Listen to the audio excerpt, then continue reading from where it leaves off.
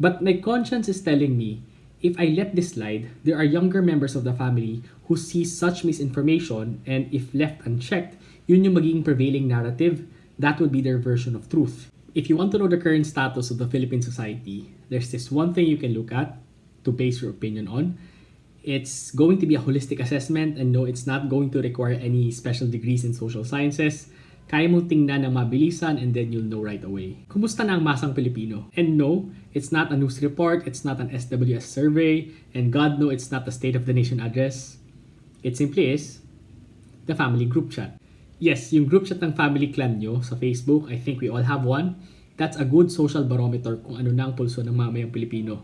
It has a diverse demographics from old to young members of the family. The relatives are scattered in different locations in the Philippines and even in other countries. And each of the family members have varying religious affiliations and political inclinations. So kung anong lumalabas sa group chat, that's a reflection of society. And there's this one unspoken rule of veering away from topics about religion and politics kasi magkakos lang yan ng gulo at debate. And usually, we are not coming from the same page and wavelength. So to protect the family relations now, let's be silent about it. I don't know, I tried opening about it once and it didn't go well. So, okay, let's agree to disagree. But there are times na makakarinig ka ng notification sa family chat box of your tito and tita sharing a link or forwarding a message. And you look at it at manlalaki yung mata mo and you just cringe. That's obviously fake news. Politician X says this. Insert quote card na inedit lang yung line. Or yung mga forwarded or copy-pasted messages. Huwag mong ipopost to sa Facebook. I-send mo lang sa mga kilala mo. Magla-lockdown bukas at 6 p.m.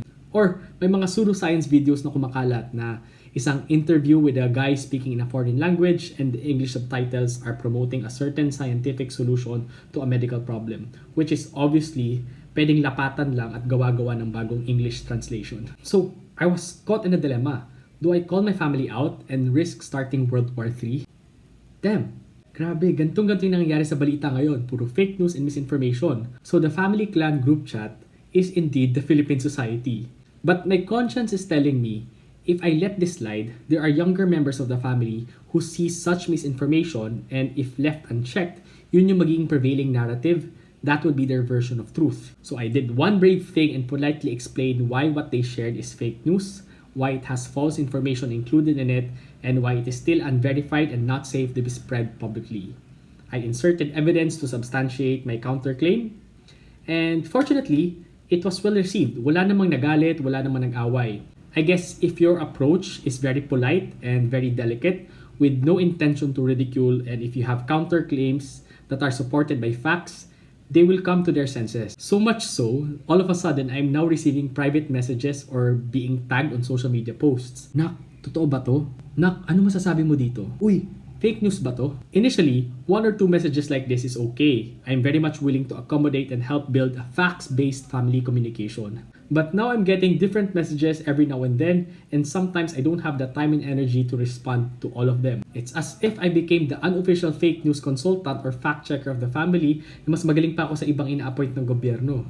The only concern that I have with this new job is it does not require a specialized skills that are acquired over a very long career. It's not like that. I am not Liam Neeson. It can be done by average people as long as you know what to find in a legitimate news and how to spot red flags for a potentially fake news. So instead of giving them the answers right away, what I did is I started giving thought-provoking questions so that they find the answers themselves. You know what they say? Give man a fish and they will not consume fake news for a day. But teach a man how to fish and they will learn how to report makauson. Anyway, you get the point. But for those of you millennials and Gen Zs who are also encountering the said problem, I can help you with that. I'm going to flash a checklist in spotting fake news. It's going to be here.